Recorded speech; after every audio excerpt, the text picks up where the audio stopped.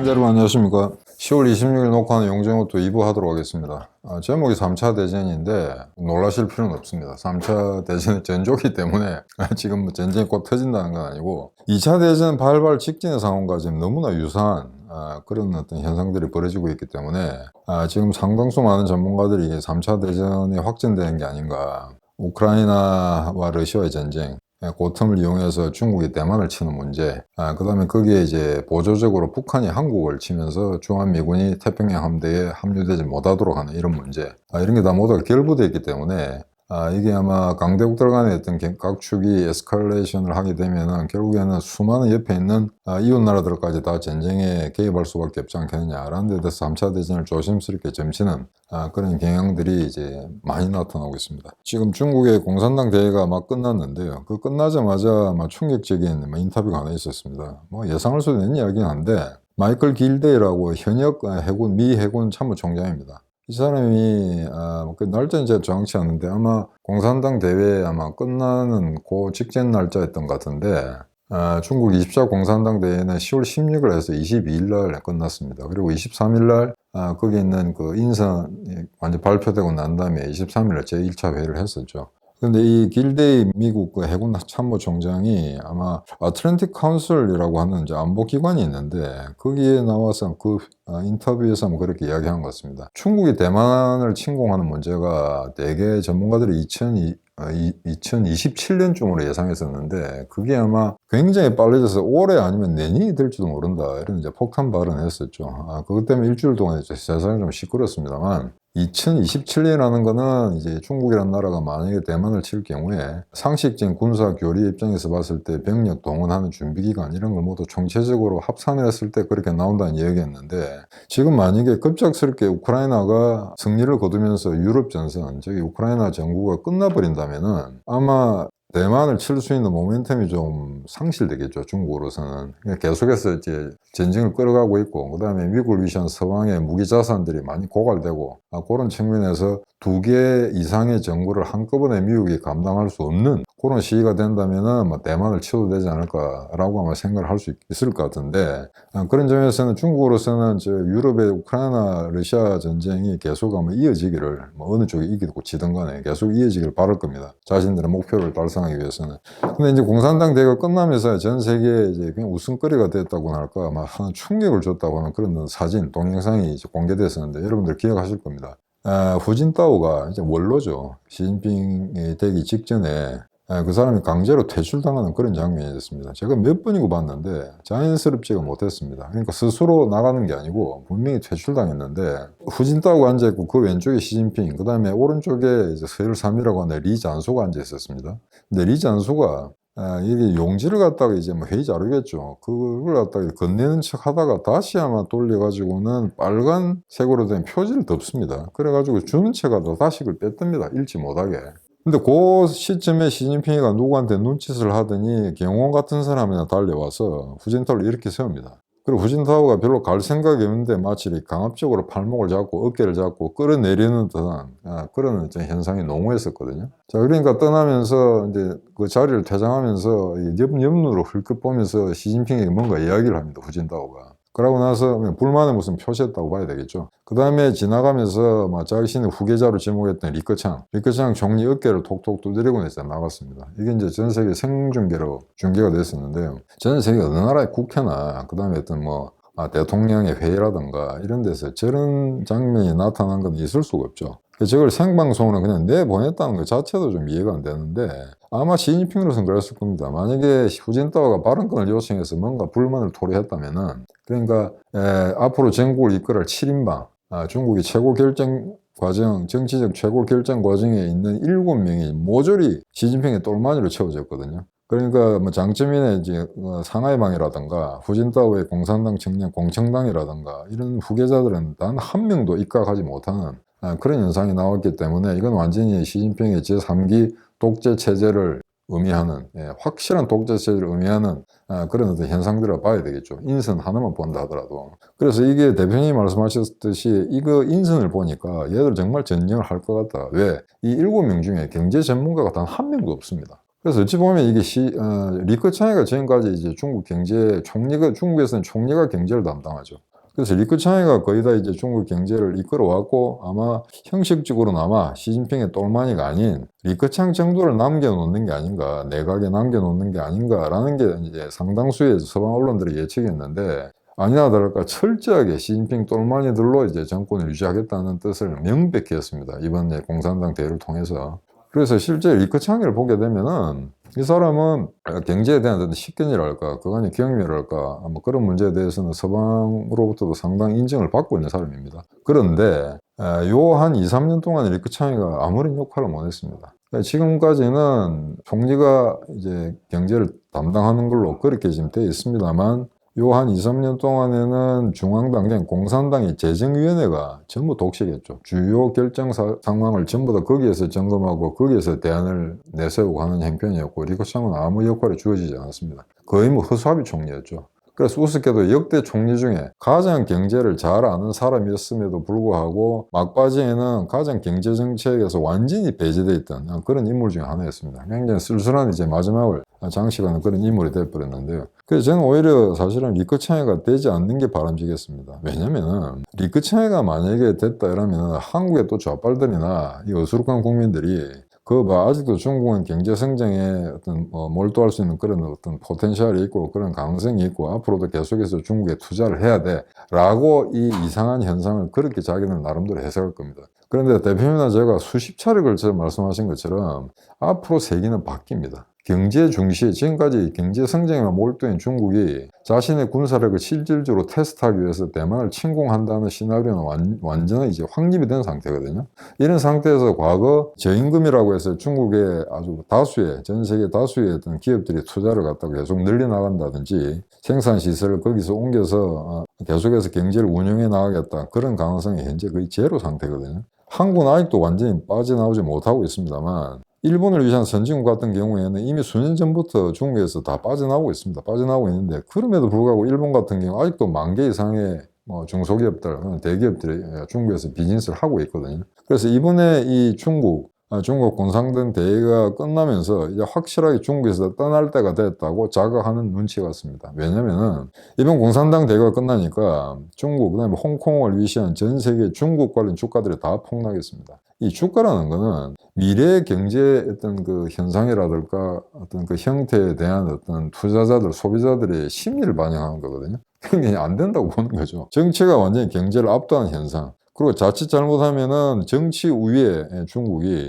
완전히 문화혁명 시기를 옛날에 그 암흑 시기로 되돌아가는 게 아닌가라는 그런 어떤 현상들을 갖다 지금 발견할 수 있습니다. 설마 그럴 리가 있을까라고 많은 사람들이 이야기했습니다만 지금 문화혁명으로 되돌아간다 하더라도 크게 이상할 게 없다는 거죠. 왜 그러냐면은 제가 지난번에 몇 번 말씀드렸습니다만 어떤 국가가 국가 행정이나 경제정책을 운영하는 데 있어서 만사 형통하게 제대로 잘 돌아간다면 군사적 충돌을 할 이유가 없죠. 근데 지금 군사적 충돌을 할 수밖에 없다는 것은 국내 내부의 문제를 어딘가 바깥으로 투사해야 될 그런 절박한 상황이 생겼다는 겁니다. 과거와 같은 6%, 7%의 경제 성장을 도저히 이룰 수가 없다는 그런 자각의 반영의 다름 아닌 거죠. 지금 이제 시진핑과 중국의 행태라는 거는. 그래서 철저하게 경제에 대해서 무식한 놈들만, 지 똘마니들만 챙겨 넣었다는 겁니다. 근데 이게 얼마나 위험하냐면은 이러한 독재 체제라는 거는 이제 끝을 볼 때가 됐다는 겁니다. 완벽한 독재 체제. 히틀러의 나치 독일, 2차 대전을 통해서 히틀러가 죽음으로 해서 끝이 나버렸죠. 그 다음에 소련 같은 경우도 마찬가지입니다. 중국 역시 마찬가지일 거고요. 한국도 마찬가지였습니다. 유신헌법이라는 거 한번 잘 보십시오. 유신헌법을 그대로 놔뒀다면은 박정희 대통령이 영원히 죽을 때까지 대통령을 하는 그런 케이스가 되거든요. 근데 결국 그 유신체제가 무너졌습니다. 때문에 중국이 지금까지 완벽하게 저런 식의 어떤 독재 체제를 갖다 이런 공산당 대회를 통해서 확립했다고 한다면은 이제 이거는 끝의 시작이라는 이야기가 다를 바 없습니다. 근데 한 가지 웃기는 건 이제 경제 성장에 관련된 문제인데 이번에 원래 3분기 경제 성장의 지표를 갖다가 발표를 해야 되거든요. 이걸 갖다 지연시켰습니다. 그리고 나서 공산당 대회 끝나고 나니까 발표를 했는데 전년도 동기 대비 조금 올랐다 해가지고 이제 3.9%라고 발표를 했습니다. 이것도 이제 믿지 못할 이야기인데 이 3.9%가 맞다 하더라도 올 초반에 또는 작년 말에 중국 정부가 내세운 목표치는 훨씬 미달한 내용입니다. 그리고 이 3.9% 믿기지가 않은 게 얼마 전에 2, 4분기가 0.4% 성장이라는 이야기가 있었거든요. 근데 이게 어떻게 3.9가 되냐 이거죠. 그래서 1, 4분기, 2, 4분기, 3, 4분기가 어느 정도 약간의 이제 뭐 차이는 있겠습니다. 이렇게 가파르게 변할 수가 없는 거거든요. 그냥 이 3.9% 제시한 거는 이런 것 같습니다. 왕창 거짓말 할 수는 없으니까 이 경제 사정이 과거와 같지는 않다는 걸 이야기하면서 이제 경제 지표를 이제 바꾸려 하겠죠. 그러면서 지난 10년 동안 시진핑이가 잘 이끌어 왔으니까 이제 웬만큼 먹고 살게 됐다. 그래서 앞으로 10년, 앞으로 5년은 미국과 대등한 관계에서 군사 외교적 대결을 펼치면서 자신의 군사력을 테스트해 보겠다라는 거죠. 그 테스트할 장소는 어디냐? 당연히 대만이죠. 그래서 이미 연설에서 대만을 무력으로라도 사용해서라도 이제 복속시켰다라는 그런 메시지를 갖다가 대내적으로 천명했기 때문에 이거는 이제 시간 문제라고 보는 겁니다. 그런 상황에서 길대의 미 해군 참모총장이 조만간 대만 침공 임박했다라고 이야기하는 거죠. 제 개인적으로는 올해는 뭐 아닌 것 같고요. 내년에 어떤 시기에 이제 전쟁이 터질까 하는 게 이제 초미의 관심사인데 아마 우크라이나와 러시아와의 전쟁의 결과에 따라서 대만을 침공하는 시기가 조정되지 않을까 그렇게 상식적으로 추론해 볼 수 있을 것 같습니다. 자, 그러면은 중국이 만약에 대만을 칠 경우에 일본은 어떻게 되냐? 일본 같은 경우는 지난번 우크라이나 전쟁이 터지고 나서 우크라이나 러시아 간의 전쟁이 터지고 나서 그 어떤 때보다도 안보에 대한 경각심이 고조됐다고 볼 수가 있습니다. 그러니까 일반 뉴스라든가 와이드쇼라든가 이런 데 보게 되면 이제 일반 개개인 국민들까지 저 우크라이나 전쟁, 그 다음에 중국의 대만 침공이 남의 나라 이야기가 아니다라고 이제 자각하는 분위기가 상당히 팽배했습니다. 그래서 생각과 일도가 저것마저 당하는 게 아닌가라는 이야기가 나오는데 충분히 그럴 가능성이 있죠. 왜냐하면 생각과 일도는 지도를 보시면은 일본 본토보다는 대만 쪽에 가깝게 이제 위치하고 있는 그런 섬입니다. 그런데 이 생각과 일도가 말이 열도지 거기 사람이 별로 살고 있지 않을 뿐더러 거기 경찰 몇 명만 지금 뭐 치안 유지를 위해서 주둔하고 있는 그런 상태거든요. 군인들이 없습니다. 그래서 거기는 주민들이 최근에 이게 만약에 유사시에 대만 유사시 이건 일본 유사시가 되는데 중국이 이거 잘못하거나 무혈 입성할 수도 있다. 이게 군대가 아무도 없기 때문에 그래서 자위대에서 와서 뭔가 좀 이야기를 해달라라고 요청했더니 자위대에서 뭐 사찰단을 보낸 모양입니다. 그런데 이제 그 중에 이제 지휘관이 뭐 주민들 어깨 두드리면서 별일 없을 거다. 별일 있으면 우리가 오겠다라고 이야기하는데 그게 일본 본토에서 유사시에 왔을 때 이미 점령 당할 수밖에 없는 그런 상황이죠. 그래서 거기에 대해서 아마 샹각 별도의 이제 주민들이 상당히 분노했다는 그런 뉴스가 나오고 있습니다. 그래서 한간에는 이 안보 위기를 갖다가 당장 해결하기 위해서는 함정을 어떻게 보낸다 이런 문제보다는 지금 당장 공군기지를 샹각 별도에 설치해라 라는 그런 어떤 구급파들의 이야기도 있고요. 또는 그게 당장 안 된다면 하다못해 헬기가 뜨는 시설이라도 만들어야 된다. 군사용 헬기가 뜨는. 그런 어떤 요구 조건들이 제기되면서尖閣 대만이 침공을 받았을 경우에尖閣별도가 분명히 문제가 있을 거다라는 데 대해서 일본이 이제 스스로 자각하는 그런 분위기가 상당히 이제 고조되고 있습니다. 근데 만약에 이제 전쟁이 발생할 경우에 일본이 어떻게 할 거냐? 지금 당장 전쟁이 발생하면 굉장히 골치 아픈 문제가 있습니다. 아시다시피 일본이 지금 전수방위 체제, 상대방에게 공격을 당했을 때 방어만 하겠다는 게 이제 헌법의 골자이기 때문에 이 헌법을 바꾸지 않는 한 서방이 주도하는 그런 대중국 포위 구도에서도 제한적인 역할밖에 할 수가 없고요. 그 다음에 설사 전쟁이 터진다 하더라도 동원령을 내릴 수가 없습니다. 지금 현재 헌법 체제에서는. 그리고 여러분들 아시는 거 모르겠는데 1980년 중반부터 일본 군대는 세계 6위의 군사력이라고 이제 그렇게 평가를 받아왔습니다. 한데 일본 자위대라는 건 해상 자위대, 육상 자위대 있습니다만 모두가 장교와 부사관, 하사관으로 되어 있습니다. 쉽게 말해서 쫄병이 단 한 명도 없습니다. 그러니까 만약에 중국 같은 거대한 세력과 전면전을 하게 될 경우에는 당장 국민 동원령이 있어야 되는데 지금 당장 전쟁이 터지면은 설사 징집을 한다 하더라도 그 병력을 한두 달 내에 훈련을 시켜서 전線내보내야 되거든요. 그게 과연 가능하겠냐는 이야기입니다. 물론 지금 현재 있는 자위대 전 병력이 부사관 이상의 능력을 갖춘 사람들이기 때문에 조직적으로 빠른 기간 내에 그런 징집병들을 정예 부대로 만들 수 있는 가능성은 없지 않아 있습니다만 과연 그게 시간적으로 맞출 수 있느냐 그런 문제.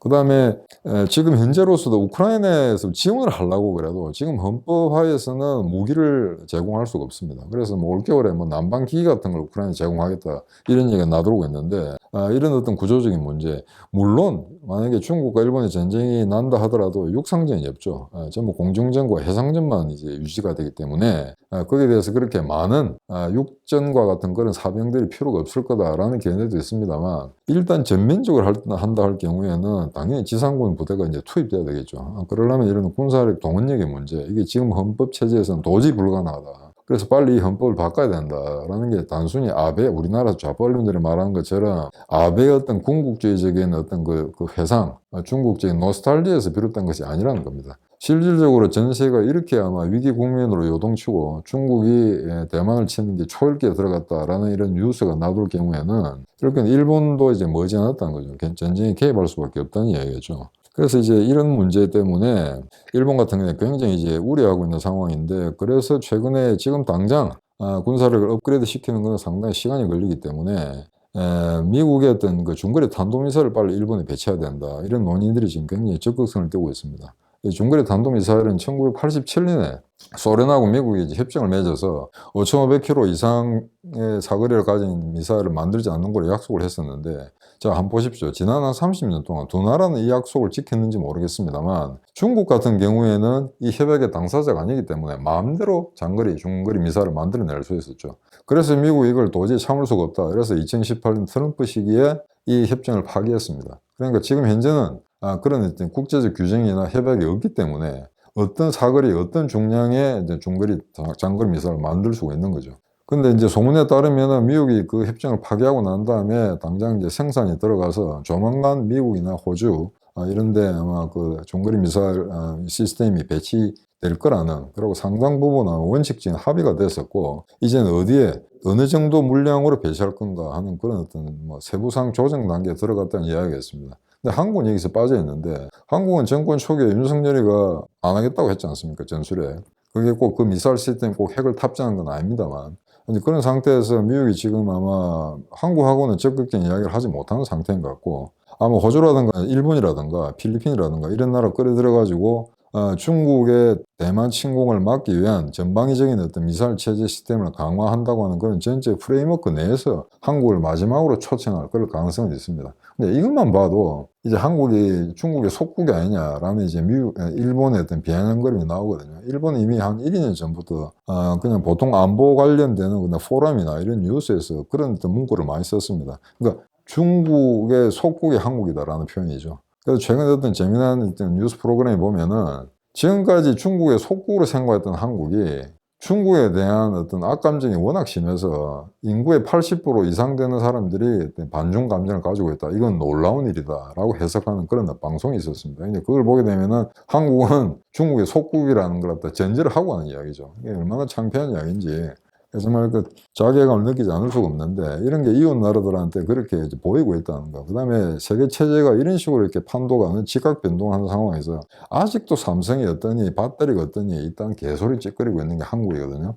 이미 이런 어떤 소소한 비즈니스적인 이야기를 하는 나라는 없습니다. 이제 결정은 내려졌다. 중국에서 철수한다. 안보나 경제는 이제 완전히 과거의 어떤 그 논리, 냉전구도 논리와 유사한 논리에 따라서 새로 개편될 거다라는 것 갖다가 웬만한 나라들 비즈니스맨들은 다 알고 있는 상황입니다. 근데 한국 기자들 꼬라지 보세요. 저기 무슨 뭐 부동산 뭐 투자라든지, 그 다음에 중국 시장, 중국 주식 시장 소개하는 그런 프로그램들, 이런 안보 문제에 대한 인식은 완전히 사라진 상태거든요. 자, 이런 상황에서 이웃 미국이나 일본이 과연 이게 한미일 삼각 방어 동맹이라는 게 가능할까? 굉장히 이런 문제에 대해서 의구심을 갖고 있는 겁니다. 근데 이런 상태에서 만약에 자, 우크라이나와 러시아의 전쟁이 계속 장기화되고 그 다음에 중국이 대만을 친다 할 경우에, 자, 그러면은 이제 북한은 어떻게 할 건가?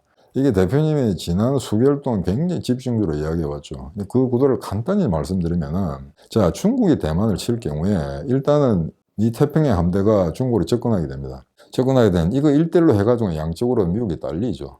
왜냐면은 이게 이 전쟁이 만약에 발생한다면은 미국 본토 근처가 아니고 중국 본토 근처에서 중국의 연안을 따라서 해전이 벌어지기 때문에 이거는 이제 병참선은 중국이 훨씬 유리하다는 겁니다. 그러니까 이 미국만으로 안 되니까 주한미군, 그 다음에 주일미군 일부가 다 이쪽으로 태평양, 그러니까 대만 쪽으로 아마 파견될 겁니다. 그 경우에 중국은 복수의 연합국하고 싸우기 때문에 승산이 별로 없죠. 자, 그러자면은 최소한 주한미군만큼은 한반도에 붙들어 매기 위해서는 북한 너가 도발을 해라 라는 겁니다. 자, 그러면 어디서 도발하느냐? 당연히 이제 서해 5도, 백령도를 비롯한 서해 5도가 지금까지도 많이 도발해 봤고, 거기가 동생이 제일 짧기 때문에 기습작전을 감행하는 데는 거기 이상 좋은 데가 없다는 거죠.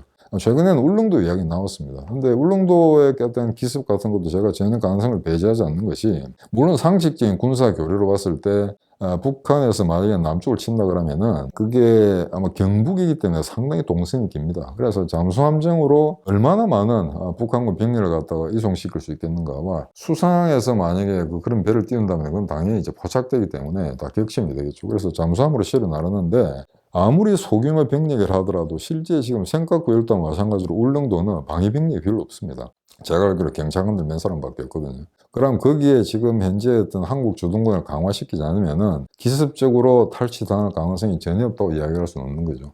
다만 이미 지난 수십 년 동안 그러니까 백령도를 위시해서 서해 쪽에 아마 가장 많이 북한 침범 행위라는 게 자주 발생했기 때문에 거기가 아마 가장 가능성이 높다고 보는 거는 뭐 상식적으로 가능한 이야기입니다. 근데 이제 최근에 그런 백령도 울릉도 문제를 한참 논의하고 있을 때 10월 24일 얼마 되지 않습니다. 거기에 무포라는 이름을 단 이제 북한 상선이 수직으로 내려오면서 북방 경계선을 침범을 했죠. NLL. 그걸 침범하게 되니까 이제 남북한이 같이 이제 교전을 하고 대응 사격을 한 것으로 이제 기록이 되어 있습니다. 근데 이 무포라는 게 2009년에 제조된 배이기 때문에 뭐 그렇게 오래된 배는 아니고요. 근데 이거는 말이 상승이지 사실은 군사적 기능을 담당했다고밖에 볼 수가 없죠. 얼마 전에 중국에도 들어갔다 나왔었고, 그 다음에 막 3년 전이던가요. 그게 제3국의 이제 선적 등록을 취득하기 위해서 요청을 했는데 그게 거부당했다.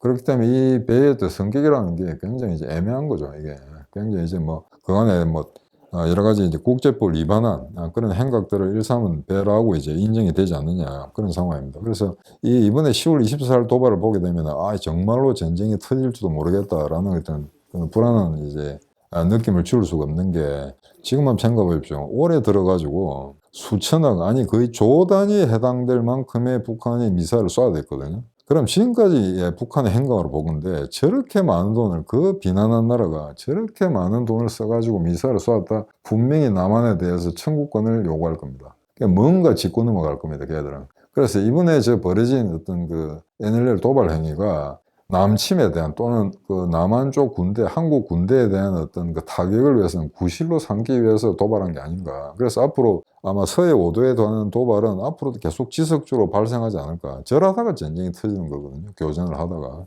그래서 이거는 지금 현재 북한의 움직임이라는 게 심상치 않다. 특히 이제 중국에 있는 그 혁명25가 연계를 맺고 있는 중국 전문가들의 이야기에 따르면은 임박한 전쟁 위기, 이거는 2017년 뭐 트럼프가 북폭을 하네 안 하네라고 엉터리로 떠들 그 시점보다도 훨씬 더 중차된 그런 위기 국면이라는 겁니다. 왜냐하면 이게 한국과 북한의 문제뿐만 아니고 지금 우크라이나와 러시아와의 전쟁, 그 다음에 중국의 대만에 대한 타격, 침공, 이것과 모두 연계된 이야기이기 때문에 이거는 분명히 3차 대전이 될 가능성이 있다라고 점칠 수 있는 거죠.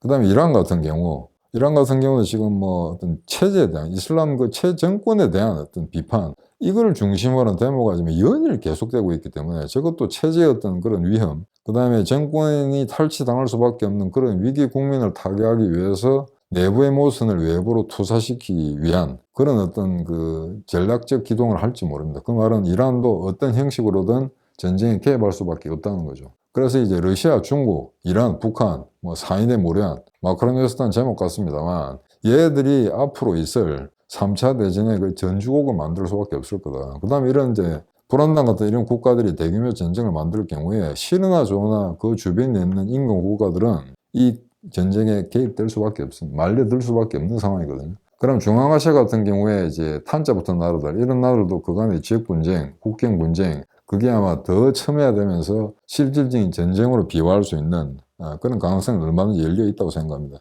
그래서 이 부분에서 이제 그 한국형 미사일 지금 제일 위협되는 게 이제 북한의 탄도미사일하고 대국민 방사포인데요. 이 방사포는 야포가 아니고 이제 다인장 로켓입니다. 북한에서 정한 그 이름을 갖다 우리가 그냥 예고 없이 쓰다 보니까 이런 안보 문제에 대해서 전혀 관심이 없거나 뭐 가정주부님들은 방사포가 뭔지 모르겠죠. 이건 뭐 야포, 곡사포 일종이 아닌가라고 생각하는데 로켓입니다. 이 자체도 다인장 로켓, 미사일 시스템의 하나이기 때문에 결국 장사포를 쏜다는 것은 미사일이 날아오는 거하고 똑같은 이야기입니다. 그래서 최근에 뭐 현문에 이런 어떤 방어 무기 체계가 제대로 뭐 작동을 하지 않고, 그 다음에 탐지도 못하고 발사했더니 자격이 터지지도 안 하고, 이런 어처구니 없는 해프닝이 벌어지면서 킬체인을 비롯한 한국의 삼축 체제에 문제가 있는 게 아닌가라는 게 지금 언론에 파박이 뜨고 있습니다. 그런데 이게 한심한 게 연습 때 100% 성공한다 하더라도 실전에 100% 성공할 가능성이 좀 희박하지 않습니까? 그런데 하물며 연습을 했는데 이런 어처구니 없는 실수가 나온다면은 이거 실전에 배치했을 때 과연 전쟁이 터졌을 때 과연 우리가 갖고 있는 이 무기 체들이 제대로 작동할 것인가 아닐 것인가에 대해서는 깊은 의구심을 가질 수밖에 없습니다. 그래서 최근에 이제 아이언돔 이야기가 나오는데요. 아이언돔은 지금 현재까지 어떤 그 전 세계가 만들어낸 방어 시스템 중에는 가장 실전 경험이 많은 시스템입니다. 그런데 이걸 이제 한국에 투사했을 경우에 만약에 우리가 아이언돔 시스템을 이스라엘로부터 도입한다든지 아니면 한국판 아이언돔 체제를 만든다 하더라도 어떤 문제가 발생하냐 그러면 지금 이스라엘 같은 경우에는 굉장히 이제 소규모 작은 면적을 가진 국가거든요. 그래서 도시 방어에는 이제 상당한 능력을 발휘했는지 모릅니다. 왜냐면은 그 옆에는 적성 국가들, 시리아라든가 이런 적성 국가들이 미사일 공격을 해왔을 경우에 단숨에 아이언돔 그냥 그 산탄총처럼 그냥 모조리 그냥 격추시키는 그런 실전 경험이 있습니다. 실적도 있고요. 그래서 그런 실적 측면에서는 미국이나 영국이나 뭐 어떤 나라의 미사일 방어 시스템보다는 뛰어나다라는 그런 평을 받고 있는데 이게 우크라이나전이라든가 한국전 같은 경우에 도시 공격도 도시 공격입니다만 야지에서 군 부대끼리 어떤 그 군병력끼리의 전투에 있어서 과연 이 아이언돔 시스템이 그렇게 이스라엘처럼 마음먹은 대로 될 수 있겠는가 하는 데 대해서는 좀 더 기술적인 연구 검토가 있어야 될 것 같습니다. 그리고 젤렌스키가 지금 계속해서 이제 러시아군 미사일이라든가 이란에서 수입한 드론 공격으로 좀 시달림을 받고 있기 때문에 물론 뭐 한 50% 정도는 격추시키고 있다 하니까 뭐 대단한 거죠. 대단한 능력이 한데 반대로 이야기하자면 남은 50%가 어딘가에 타격이 되면서 일반 민간인들과 뭐 이런 데 이제 피해를 주고 있거든요. 근데 이제 여담으로 말씀드리면은 공폭을 통해서 민간인들이 항복 의사를 전달한다든가 자국 정부에 압박을 넣어서 전쟁을 더 이상 하지 말자든가 하는 그런 경우는 없습니다. 2차 대전 때 런던이 폭격당했을 때 오히려 영국 시민들의 어떤 그 전의를 불태우는 그런 계기만 됐지 그거 가지고 영국 국민들이 겁을 먹지는 않았을 거거든요. 반대로 영국군이 베를린이라는 그 주요 도시를 갖다가 독일에 이제 공습을 했을 때 그때도 독일군이나 일반 독일 시민들이 뭐 영국이나 미국의 폭격기에 겁을 먹어서 뭐 전쟁을 그만두자든지 전의를 상실한 예는 없습니다. 그래서 오히려 이거는 상대국의 전의만 불태우는 그런 역효과만 발생할 뿐이다 라고 하는 게 정설인데 여하간 이 미사일을 통해서 지금 뭐 변전소라든가 그런 어떤 그 에너지원 시설이 전부 다 폭파하고 있는 그런 상황이기 때문에 아마 이번 전투에서 아마 새로운 국면을 맞고 있는 그렇기 때문에 이스라엘의 아이언돔 시스템을 빨리 이제 수입해야 된다는 이야기가 팽배해졌고 젤렌스키도 이스라엘한테 요청했습니다만 이스라엘에서는 아마 공격 무기는 대여하지 않겠다라고 하는 것 같습니다. 근데 여기서 이스라엘이 참 이상한 게 이스라엘만큼 전 세계 친미적인 나라가 없거든요. 미국의 안보가 직결되는 나라는 없습니다만 이게 러시아에 대해서는 아직까지 굉장히 애매한 태도를 취하고 있습니다. 물론 1948년 이스라엘 건국할 때 러시아계 유태인들이 많이 왔다는 거. 그 다음에 90년, 91년에 소련방 체제가 붕괴되고 난 다음에 구소련 지역에 거주하던 많은 수의 유태인들이 이스라엘로 넘어온 건 사실입니다. 근데 그럼에도 불구하고 지금 원래 나치 독일을 제외한다면은 지난 수백 년 동안 유대인을 가장 괴롭혔던 건데 러시아 제국이거든요. 근데 지금 푸틴의 러시아에 대해서 굉장히 애매한 태도를 취하고 있다는 거. 그래서 이번에 무기 대여를 하지 않겠다. 아이언돔 시스템과 뭐 유사한 미사일 방어 시스템을 대여하지 않겠다, 공유하지 않겠다고 이스라엘이 천명한 거는 우크라이나로서는 상당히 이제 좀 실망스럽겠습니다만 이건 아마 나토와 서방 진영의 결속에도 크게 도움이 되지 않는 굉장히 좀 낯간지러운 그런 어떤 해프닝이 아니었나 막 그렇게 생각됩니다. 그래서 마지막으로 동시다발 전쟁 이 3차 대전이 지금 어떻게 가능하겠는가 하는 거 제가 모두에 말씀드린 것처럼 그 당시 일본이 보면 미국의 금수 조치에 따라서 석유라든가 제화자원 심지어 곡물까지 제대로 배급을 받을 수 없는 상황에서 전쟁을 일으킬 수밖에 없었다라는 게 2차 대전의 결과이지 않습니까? 근데 지금 러시아 같은 경우에도 우크라이나와의 전쟁 때문에 완전히 서방으로부터 고립된 상태 그 다음에 반도체라든가 이런 어떤 주요 어떤 그 장비들 이런 걸 서방으로부터 수입을 할 수가 없기 때문에 기존의 전차라든가 항공기 이런 거 갖다 만들 수가 없는 그런 상태가 되어 있죠. 그러면 러시아로서는 나토에 대해서 확진을 할 수밖에 없다라는 가능성을 배제할 수가 없습니다. 그래서 이런 재반 상황을 볼 때 경기 악화라든가 경기 변동의 어떤 그 주기에 따라서 후발 자본주의 국가들이 전쟁을 할 수밖에 없었던 2차 대전 직전의 상황과 지금의 어떤 러시아와 어떤 중국이 미국에 대항해서 이게 세계 체제를 재편하려고 하는 이런 움직임들, 이게 2차 대전 전과 너무나 흡사하다는 거죠. 그래서 아마 지금 아까 제가 말씀드린 것처럼 중국이 덩쇼핑 시기부터 지금까지 쭉 해서 경제 하나만 보고 매진해왔던 건 달리 이제는 전쟁의 시대에 돌입했다라는 분명한 시그널을 주고 있기 때문에 이거는 지금 그냥 일시적인 현상이 아닐 거다. 대공황이 내년에 본격적으로 도래해서 장기 침체로 가는 것과 마찬가지로 지금 각 지역에서 소소하게 벌어지고 있는 이런 지역 분쟁들이 아마 급기야는 세계대전으로 휘발할 가능성은 얼마든지 있다라는 게 전문가들 또는 일반인들마저도 이제 피부로 느낄 수 있는 그런 현상이라고 할 수 있겠습니다. 자, 근데 마지막으로 그럼 결국 전쟁에 불가피하다고 할 경우에 북한이 우리를 쳤다, 전면전을 하든 아니면은 서해 5도의 상륙에서 일부 지역을 점탈을 해서 우리하고 교섭을 하고 압박을 하든 이 상황에서 한국민은 과연 전쟁을 할 수 있을까? 자, 국민의 절반은 전쟁을 안 하려고 하겠죠.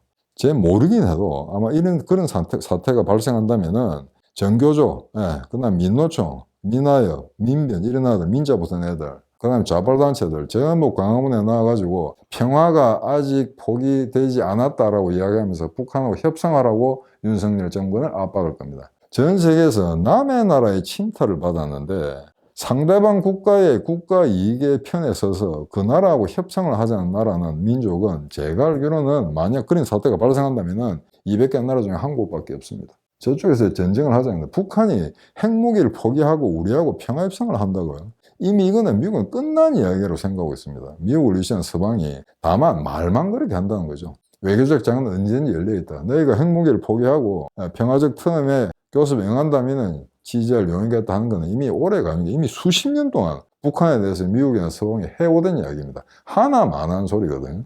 근데 지금 북한 절대 핵무기 포기 안 하죠. 핵무기 포기 안 하면 뭐하냐? 어떤 식으로든 분쟁을 한다는 이야기입니다. 그럼 과연 실질적으로 냉전이 아닌 열전, 진정한 의미의 전쟁이 발생했을 경우에 과연 세계 10위의 무역대국 한국의 항공민들은 이 전쟁을 감당할 능력이 있느냐? 이 전쟁에서 직접 참여해서 세계 대국으로 나갈 수 있는 그런 전초전이 될 수 있는 상황에서 전쟁을 할 거냐 말 거냐 문제 가지고 몇 년을 동안 고심할지 모릅니다. 전쟁이 언제 터질지 모르겠습니다만, 자, 이걸 보면 한국민이 용감한 민족인가? 지난 4천 몇 년처럼 조선처럼 대국의 머릿속에서 겨우 생존을 유지받았던 그런 쫄보들인가 하는 건 전쟁이 터졌을 때 한국 정부는 한국민이 어떤 입장을 취할까에 따라서 지난 4천 역사가 다시 한번 재평가될 거라고 믿어 심지 않습니다. 자, 오늘 2부 이거로 마치겠습니다. 안녕히 계십시오.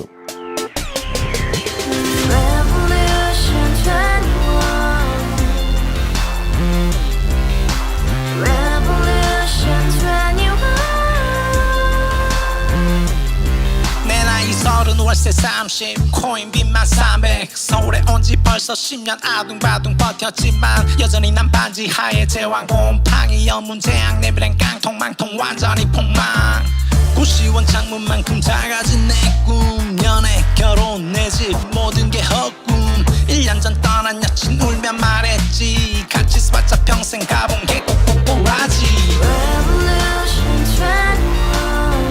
가바후스 700 나도 소유주